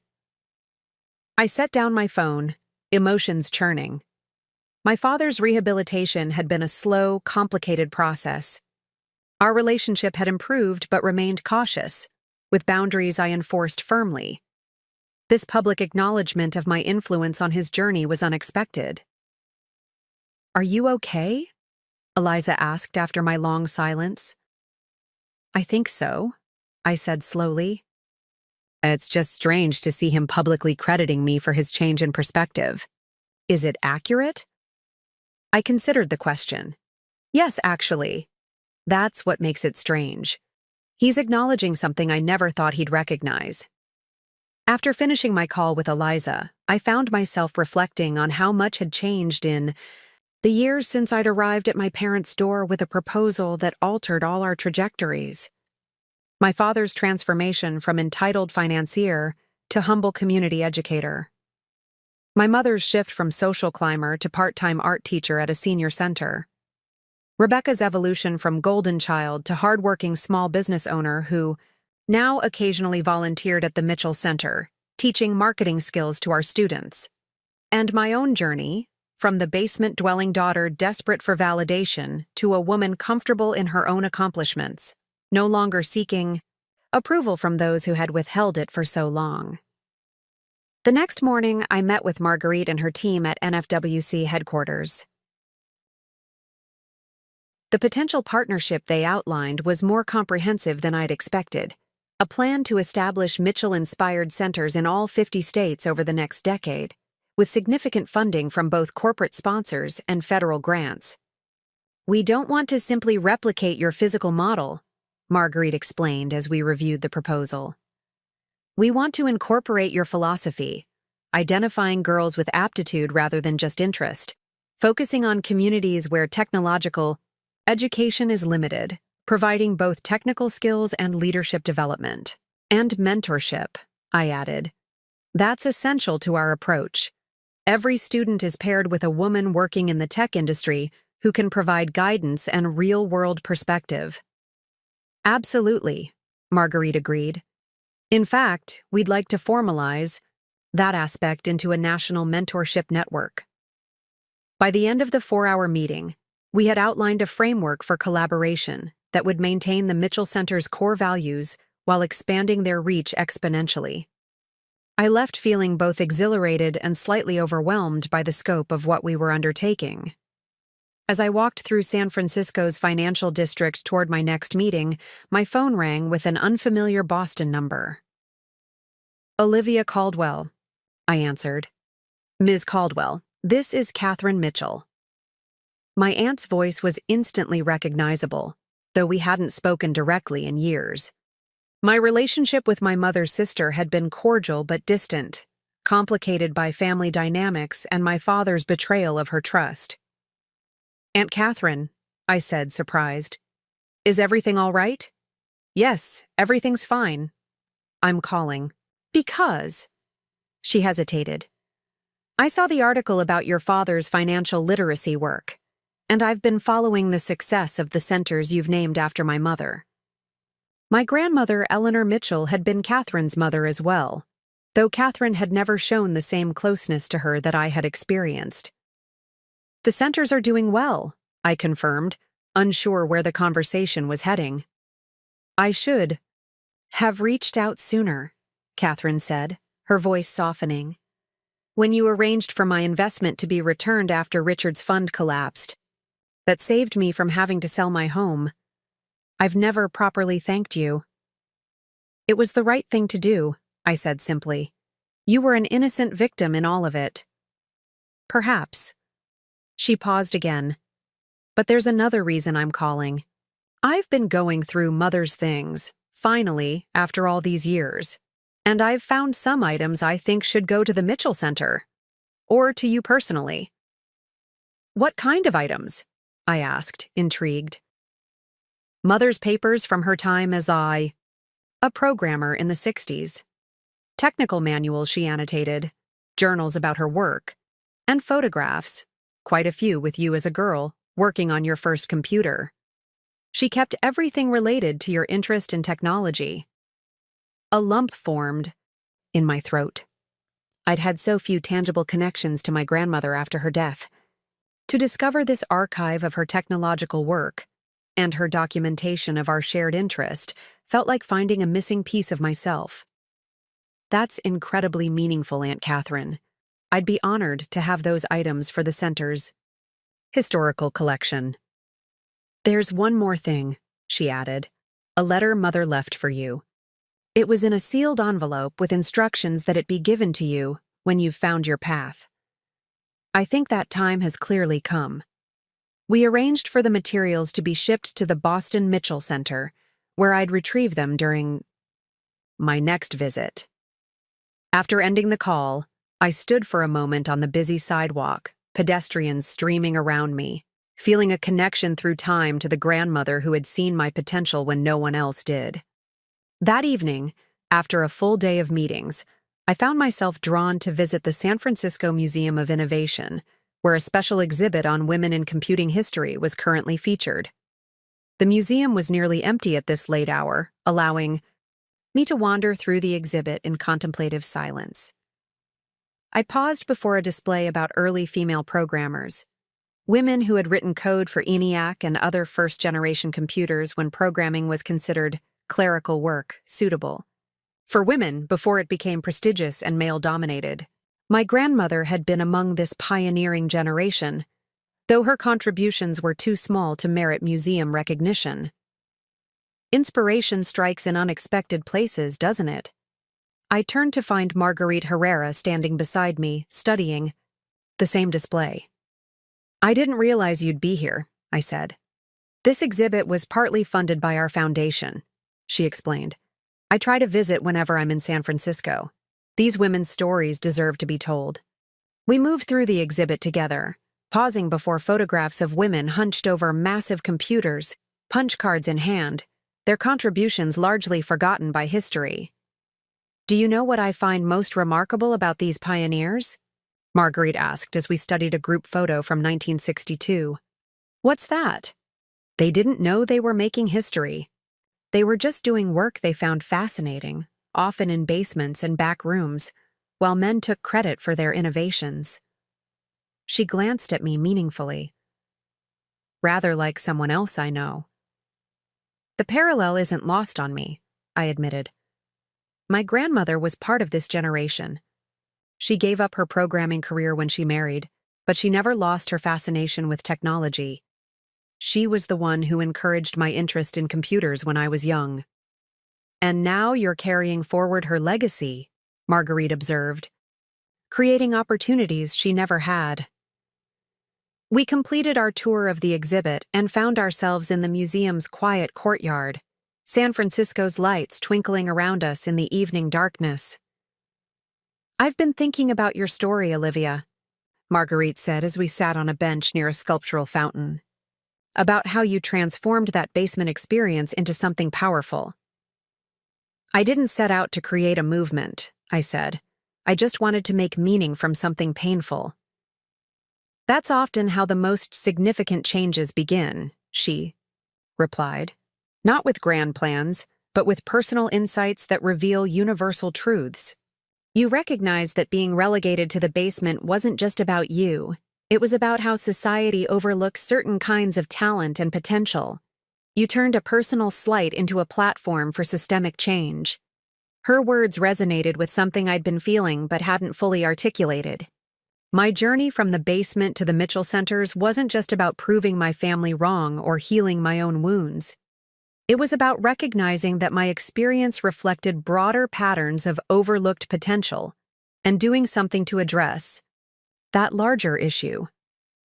"The most powerful form of healing isn't forgetting pain," Marguerite continued. "It's transforming it into purpose." "Is that why you started the National Foundation?" I asked, suddenly curious about her personal motivation. She smiled slightly. "Perceptive question, yes, in a way. I was the only female computer science major in my program in 1975. My professor told me on the first day that I was taking a spot that should have gone to a man who would actually use the degree. I graduated top of my class and went on to design operating systems for 3 decades.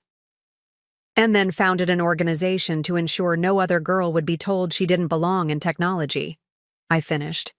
"Precisely." She checked her watch. "I should be going. Early flight tomorrow. But I want you to know that what you've built with the Mitchell Centers isn't just impressive. It's necessary. And with our partnership, we can ensure that thousands more girls will never experience the basement effect." "The basement effect," I repeated. I like that terminology. The systematic relegation of certain people to less desirable spaces, literal or figurative, based on biased perceptions of their value and potential. Marguerite stood. You've created an antidote, and together we're going to distribute it nationwide. After she left, I remained in the courtyard, considering how a simple decision to transform my childhood home had evolved into something far greater than I'd imagined. The ripples had become waves, affecting lives far beyond my original vision. The following week, back in Boston for MIT's Alumni Innovation Conference, I made time to visit the original Mitchell Center. Walking through its doors still gave me a peculiar feeling, the building's exterior so familiar, its interior now so transformed from the house where I'd never truly belonged. In the reception area, a new installation had been added since my last visit, a wall of firsts, celebrating the achievements of our students and graduates. First place at the state robotics competition. First published research paper in an academic journal. First patent application. First college scholarship. First internship at Google. Among these accomplishments was a framed acceptance letter from MIT with Jasmine's name, representing all 5 of our students who would be attending in the fall. Beside it hung a photograph of the girls standing with me at the Women in Technology Summit, their faces radiating pride and possibility. As I studied the display, Marisol Diaz, the center's director, appeared beside me. Quite a collection of firsts, she said warmly. And it keeps growing. We just heard that Amara's algorithm has been accepted for presentation at the International Computing Conference. She'll be the youngest presenter in the event's history. That's incredible, I replied, thinking of the quiet girl whose talent had reminded me of my younger self. Has she heard yet? Not yet. We wanted to surprise her when she comes in for her mentor session this afternoon. Marisol gestured toward my office. Oh, and a package arrived for you yesterday. From Catherine Mitchell. We've placed it on your desk. In my office, the room that had once been my grandmother's, I found a carefully packed archival box. Inside were folders of yellowed papers covered in my grandmother's precise handwriting, technical manuals with her annotations in the margins, and photographs I'd never seen before. Eleanor Mitchell standing beside an early IBM computer, her hand resting proudly on its massive frame. My grandmother teaching a programming class, a rare female instructor in a sea of male students. And most precious of all, a series of photos of my grandmother and me, hunched together over my first computer, her patient guidance evident in the way she pointed at the screen. And at the bottom of the box, a sealed envelope with my name written in my grandmother's distinctive script. With trembling fingers, I opened it to find a letter dated just 3 months before her death. My dearest Olivia, if you're reading this, then you have indeed found your path, as I always knew you would.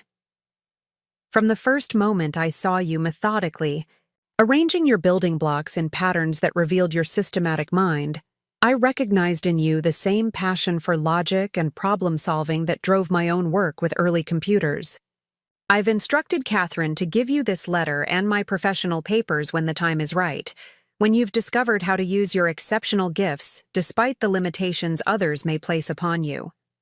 My darling girl, I've watched with both pride and sadness as your parents have consistently overlooked your remarkable mind, your persistence, your creativity.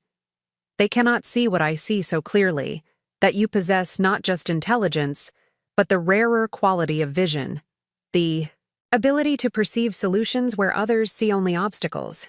In my generation, women like me were frequently relegated to the computational equivalent of basements, our work essential but unacknowledged, our contributions vital but invisible. We wrote the code that sent men to the moon, yet our names rarely appeared in the histories of those achievements. You may face similar challenges, different in form but familiar in essence. When you do, remember this: basement dwellers develop unique strengths. We learn to create light in darkness. We build foundations that support structures we may never be invited to enter. We develop resilience that those who have always lived in sunlight cannot comprehend. Whatever path you choose, and I have every confidence it will be extraordinary, never forget that your worth is not determined by others' recognition of it. The most revolutionary ideas often germinate in basements, away from the scrutiny that might wither them before they can flourish. You, my Olivia, are meant for more than the limited role your parents envision for you. Your mind is a rare instrument. Trust it. Follow where it leads you, and know that wherever my soul resides when you read these words, I am watching your journey with endless pride and love. Your eternally devoted grandmother, Eleanor Mitchell. Tears streamed down my face as I finished reading, the letter connecting me across time to the woman who had first recognized my potential. She had seen so clearly what was coming, the challenges I would face, the strengths I would develop from adversity, the unique perspective that being overlooked would give me. And she had been right. The basement experiences, literal and metaphorical, had shaped me in ways that privilege never could have. They had given me empathy for the overlooked, determination born of self-reliance, and a drive to create spaces where others like me could flourish in the light rather than struggle in shadows. I carefully refolded the letter and placed it in my desk drawer, then went to the window seat where my grandmother and I had spent so many hours together. Outside, a group of Mitchell Center students were arriving for their afternoon session, laughing and talking excitedly as they entered the building that had once been a symbol of my exclusion and was now a beacon of inclusion. The ripple effect continued, expanding outward from that first transformative decision to turn pain into purpose. From basements to breakthrough opportunities. From overlooked potential to world-changing possibilities. And I was just getting started. 5 years after the national expansion of the Mitchell Centers began, I stood in the gleaming lobby of our newest facility, the 50th Center, representing our presence in every state. The Chicago location was our largest yet, a renovated warehouse in a formerly industrial neighborhood that now housed 6 floors of technology labs, classroom spaces, mentor offices, and a rooftop garden where students could code in the open air. Quite different from a basement, isn't it? Eliza said quietly beside me, squeezing my hand as we surveyed the soaring space with its wall of screens displaying real-time projects from Mitchell Centers across the country. Just a bit, I agreed with a smile. Our relationship had evolved alongside the centers. 3 years ago, we'd married in a small ceremony on the grounds of the original Boston Mitchell Center, exchanging vows in the garden where my grandmother's favorite roses now bloomed. Eliza had left her marine biology research position to become the Chief Sustainability Officer for the Mitchell Foundation, integrating environmental science into our curriculum and establishing our green computing initiative. Today was the formal dedication of the Chicago Center, and the lobby was filling with guests, corporate sponsors, local officials, educators, and most importantly, the first cohort of 60 Chicago students, identified through our talent search program in underserved schools throughout the city. Looking at their faces, eager, nervous, full of potential, I felt the familiar surge of purpose that had driven me since that first transformative decision to convert my family home. These girls, like hundreds before them across the nation, would have opportunities that might otherwise have been denied them. They would develop their talents in environments designed for their success, guided by mentors who recognized their value. 5-minute warning, Ms. Caldwell-Santiago, said Dina, our national program director, approaching with a tablet in hand. Full house, standing room only in the auditorium. Thank you, Dina. And our special guests? I asked. All here. Seated. In the front row, as requested. I nodded, feeling a flutter of anticipation. This dedication ceremony was different from the 49 that had preceded it. This one represented a completion, a fulfillment of the vision that had grown from personal healing to national movement. And it seemed fitting that certain people would witness this milestone. Eliza and I made our way to the auditorium, pausing, briefly outside the doors. Ready? She asked, straightening my lapel with a familiar gesture. Ready, I confirmed, taking a deep breath. We entered to enthusiastic applause, walking down the center aisle toward the stage. As we passed the front row, I nodded to the small group seated there, my parents looking older but more at peace than I'd ever seen them. Rebecca with her husband Michael, whom she'd met through volunteer work at the Boston Center, and Marguerite Herrera, whose partnership had made the national expansion possible. And, in a wheelchair at the end of the row, a surprise I hadn't expected, Aunt Catherine, who had rarely traveled since a stroke 3 years ago, had limited her mobility.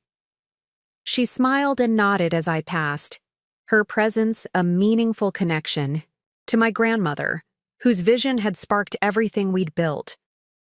On stage, I took my place at the podium, surveying the packed auditorium.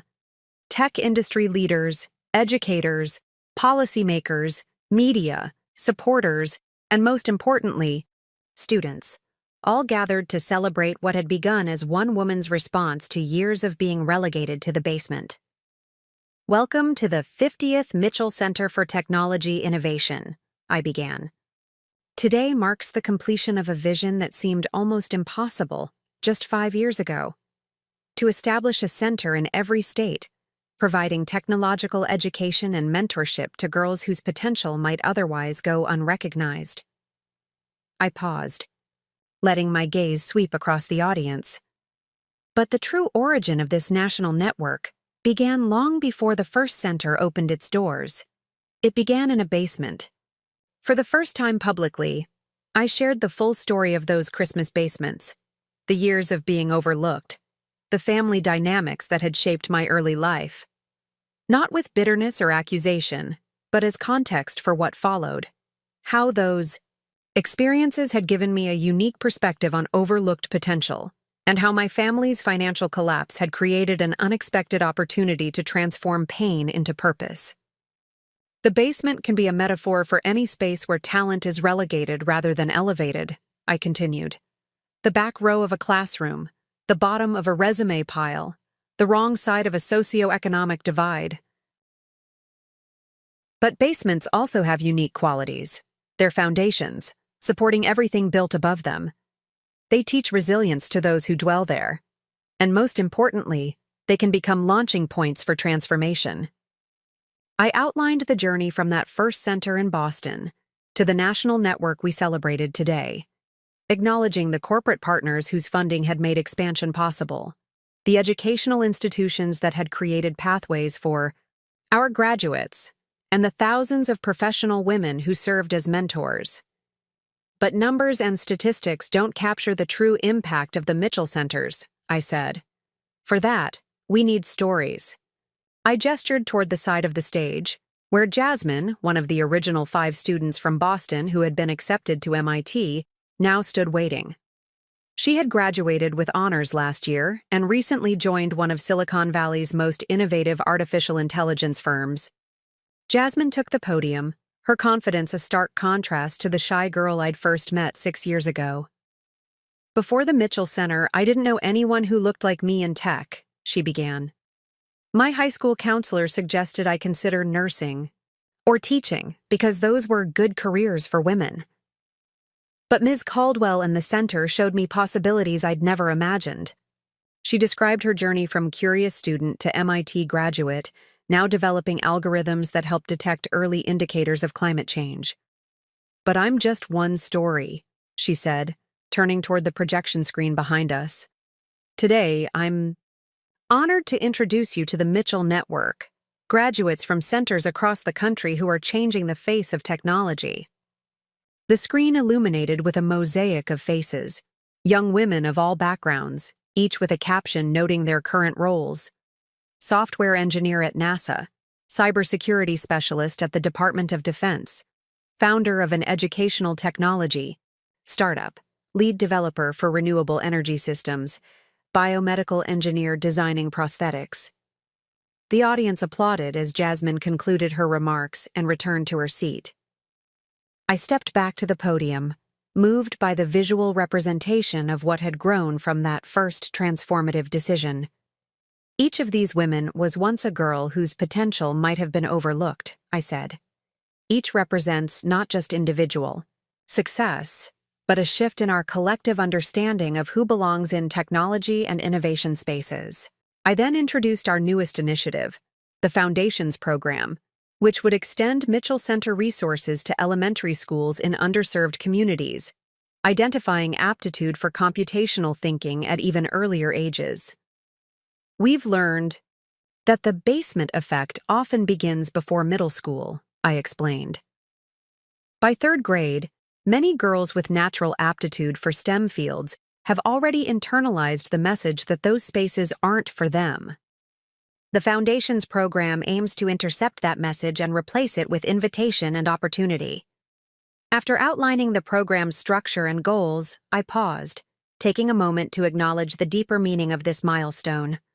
Today isn't just about celebrating 50 centers in 50 states. It's about recognizing how personal transformation can catalyze systemic change. It's about understanding that our most painful experiences often contain the seeds of our greatest contributions. I looked directly at my parents in the front row, their expressions a mixture of pride and lingering regret. And it's about the power of rewriting narratives, both personal and societal. The basement is no longer a place of exclusion in my story. It's become the foundation of a movement that has changed thousands of lives. As I concluded my remarks, the audience rose in a standing ovation. I beckoned Eliza to join me at the podium, along with Jasmine, Marguerite, and Dina, the women who had been instrumental in bringing the vision to national scale. After the ceremony, during the reception in the center's main collaborative workspace, my father approached me while I was momentarily alone, having stepped away from the crowd to collect my thoughts. "Olivia," he said quietly, "what you've built, it's extraordinary. Thank you, Dad." The formality between us had softened over the years, but our relationship remained complicated. Healing, but never fully healed. Closer, but never completely close. "I saw something today that I've never quite understood before," he continued, his voice reflective. "The way those girls look at you, it's not just admiration. It's recognition. They see themselves in you, and you in them." I nodded, surprised by his perception. That's exactly what drives the centers.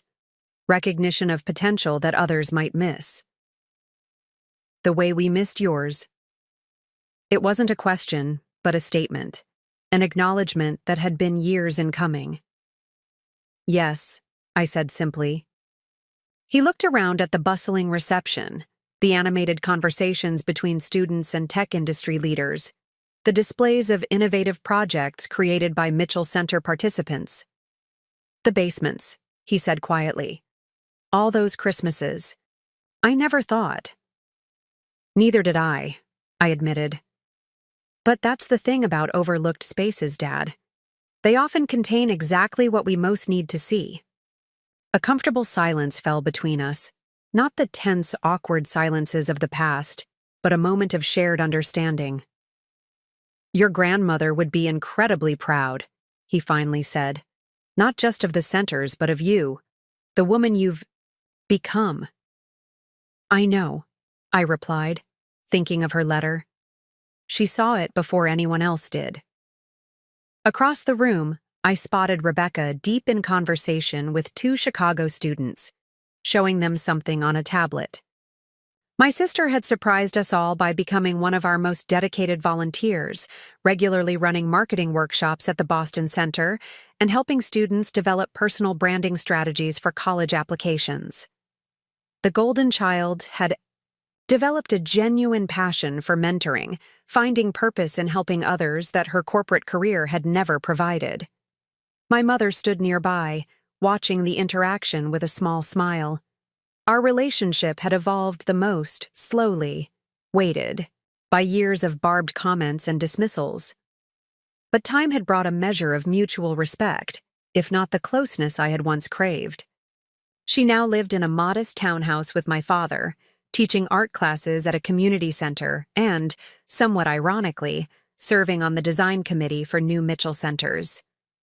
Mom seems to be enjoying herself, I observed. She is, my father confirmed. She would never say it, but I think she's proud of how you've incorporated her design sensibilities into the centers. That curved staircase was her suggestion, wasn't it? I nodded. It was a good one. The students love studying in the nooks along the risers. My father glanced at his watch.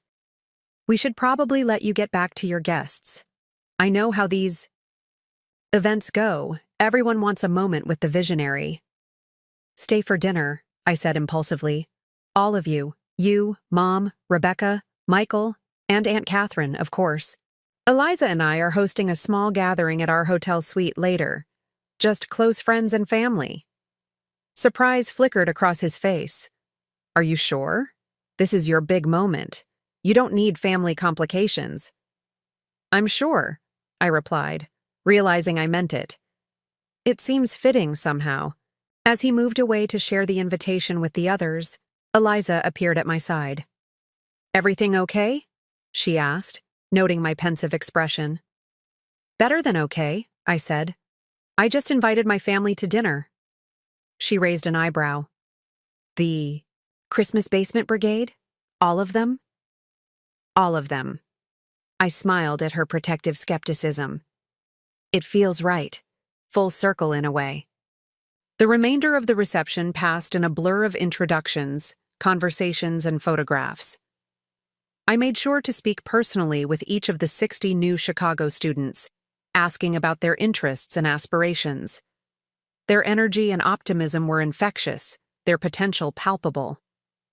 Some reminded me of myself at their age, quiet but determined, their minds already mapping possibilities others couldn't see. Others had a confidence I'd never possessed as a teen, boldly claiming space in a field that had historically excluded girls like them. Later that evening, in our hotel suite with its panoramic view of the Chicago skyline, I found myself in the surreal position of hosting my family for a celebratory dinner. Eliza had arranged for private catering, transforming the suite's dining area into an elegant setting for 10. My parents, Rebecca and Michael, Aunt Catherine with her nurse, Marguerite, Jasmine, who'd become like family, and ourselves. As wine was poured and appetizers served, I observed the relaxed interactions around the table. My father discussing community financial education with Marguerite. My mother engaged in conversation about sustainable architecture with Eliza.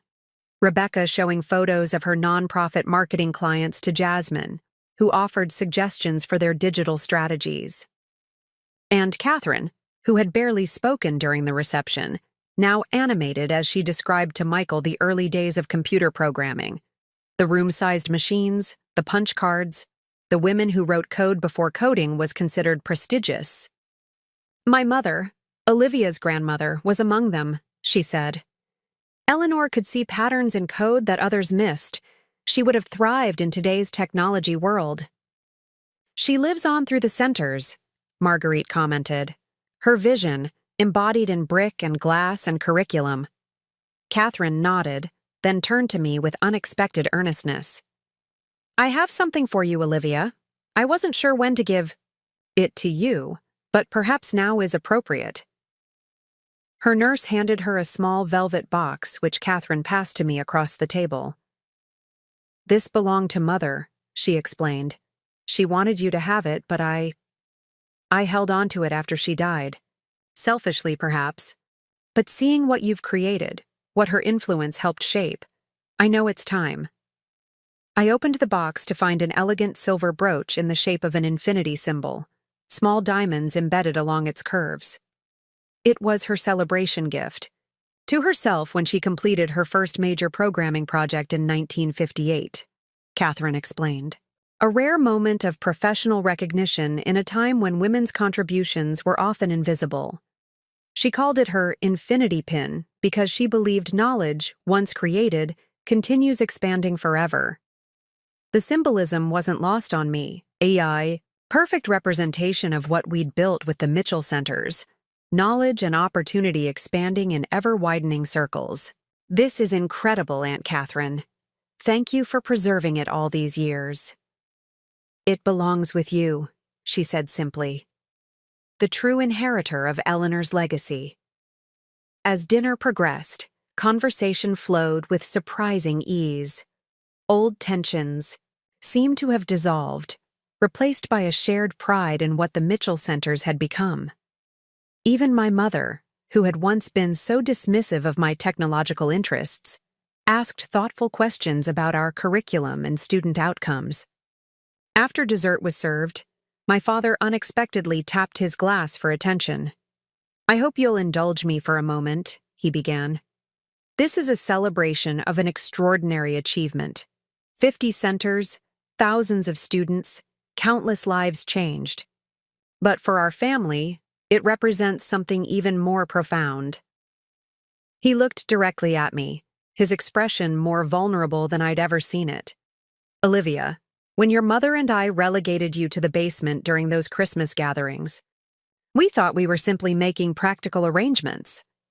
We didn't understand the message we were sending about your place in our family.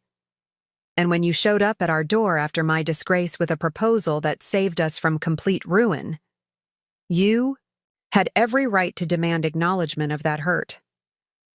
The table had gone completely silent, everyone watching this unexpected moment unfold. Instead, you channeled that experience into creating spaces where no girl would ever feel relegated to the basement of opportunity. You transformed our failure as parents into a foundation for others' success. His voice caught slightly. "I can think of no more profound act of both justice and mercy." My mother reached for his hand, her eyes shining with unshed tears. "What your father is trying to say, in his roundabout way, is that we are deeply sorry for the pain we caused you, and immensely proud of the woman you've become despite our shortcomings." Rebecca nodded in agreement. "You turned the basement into a launchpad, Liv, for yourself and for thousands of girls who might otherwise have been overlooked, just as you were." I felt Eliza's hand on my knee under the table, a silent gesture of support. This was the acknowledgement I had once desperately craved, recognition not just of my success, but of the journey that had shaped it. "Thank you," I said simply. The basement experiences taught me to see potential where others might not look. They made me sensitive to talent that exists on margins and in shadows. In a strange way, they prepared me precisely for this work. Marguerite raised her glass. To basements transformed into foundations, and to Olivia, who showed us all how personal healing can become public purpose. As glasses clinked around the table, I felt a sense of completion unlike anything I'd experienced before. Not because I had finally received my family's approval, I no longer needed that validation, but because the story had come full circle. The basement-dwelling daughter had not only emerged into the light, but had created light for countless others. The relegation that had once felt like rejection had become the genesis of a movement. Later that night, after our guests had departed and Eliza had fallen asleep, I stood by the suite's floor-to-ceiling windows, gazing at the city lights. I pinned my grandmother's infinity brooch to my robe, its diamonds catching the ambient glow of the urban landscape below. In the window's reflection, I could almost see the ghostly image of that young girl relegated to the basement, huddled under blankets while family celebrations continued without her above. I wished I could tell her what her future held. How the pain of exclusion would ultimately fuel a mission of inclusion. How the basement would become not just a metaphor for overlooked potential, but a launching point for a movement that would change thousands of lives. But perhaps she had known even then. Perhaps something in her had recognized, as my grandmother had, that basements contain unique perspective, that foundations, by definition, support everything built above them, that sometimes, the overlooked, spaces are precisely where the most revolutionary ideas germinate. I touched the infinity pin, feeling its cool silver against my fingertips. Knowledge, once created, continues expanding forever. The Mitchell Centers would continue growing, evolving, identifying overlooked talent, and nurturing it into full expression, The ripples would become waves, and the waves would reshape shores far beyond my own reach. From basement to breakthrough, from exclusion to expansion, from wound to wisdom. The transformation was never just about me. It was about recognizing that personal healing and public purpose can be two aspects of the same journey, that our deepest hurts often connect us to our most meaningful contributions, that basements, literal and metaphorical, contain not just darkness, but unrealized possibility, and that sometimes the most powerful response to being overlooked is to become someone who ensures others are truly seen. As I turned from the window to join Eliza in sleep, I felt a profound sense of peace. The basement Christmas daughter had found her purpose, her partner, her path. The journey wasn't perfect.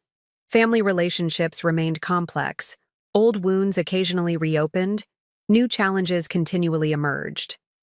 But the basement was no longer a place of pain in my story. It had become the foundation of everything I'd built, solid, supporting, essential. And there was a certain poetic justice in that transformation that no amount of revenge could ever have provided. Up next, you've got 2 more standout stories right on your screen. If this one hit the mark, you won't want to pass these up. Just click and check them out. And don't forget to subscribe and turn on the notification bell so you don't miss any upload from us.